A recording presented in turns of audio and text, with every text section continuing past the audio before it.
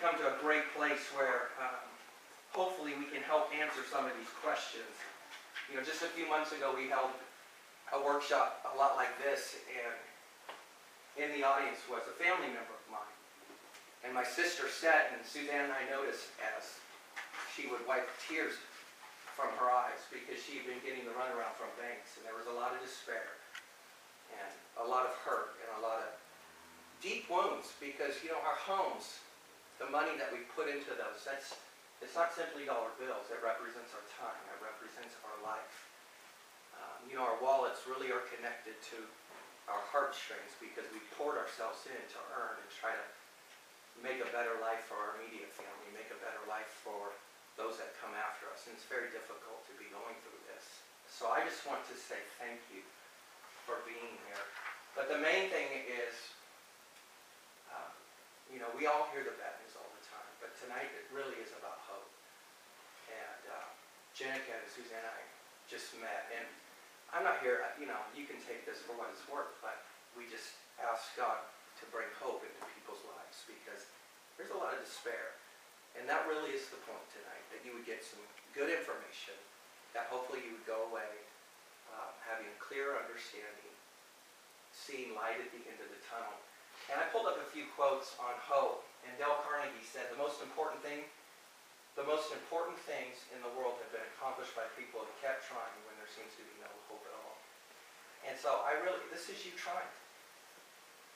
You know, I can't read your minds. I don't live under your roof. I don't understand everything that you're facing. But this is you continuing to press on.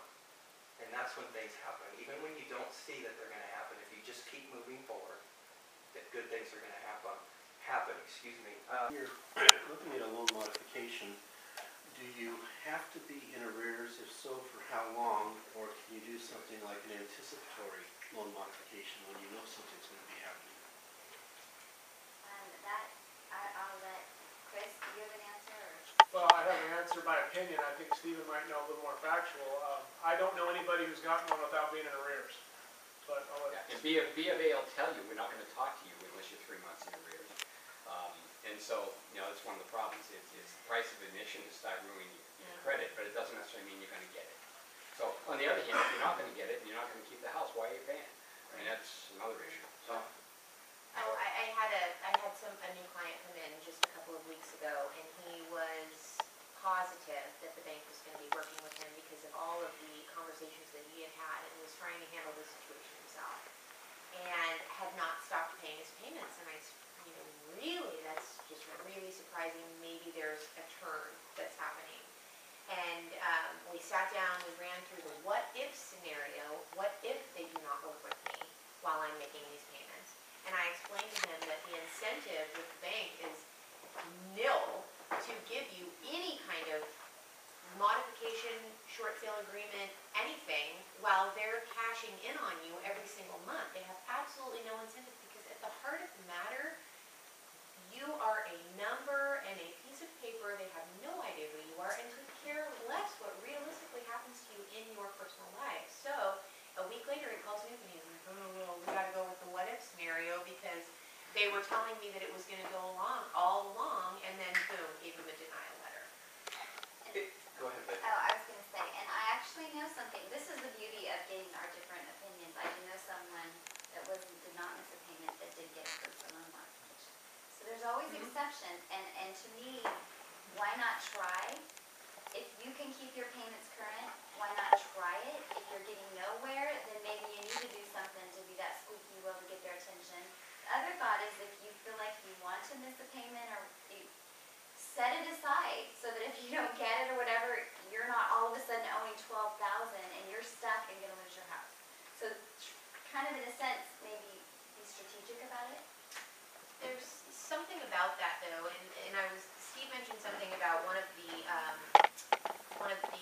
modifications that's available through Bank of America is that they'll take this lump sum and they'll transition and put it into a silent second and da-da-da-da. You know, we've all got our own little form of crystal ball, or maybe it's just the magic 8-ball at home that we're asking these questions to, but nobody really knows what's going to happen in the future. But at the heart of the matter, if you can sit down and be realistic with yourself and what could happen and what probably will happen in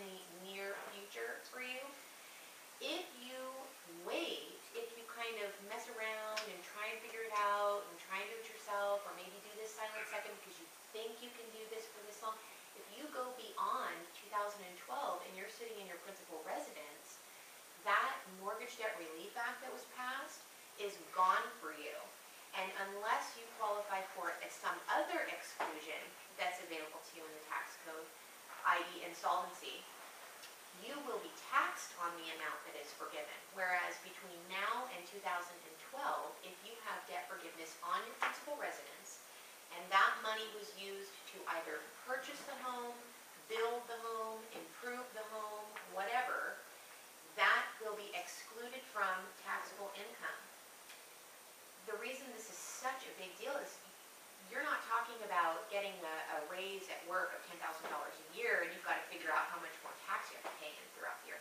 You're talking about debt forgiveness. If you're upside down by $200,000 and you make $150 per year between you and your spouse and you've got 5 kids and wherein $150 doesn't go very far, now you've got $200,000 that you're adding to your taxable income. That puts you up at $350, which automatically shoves you into the top tax bracket for both federal and state.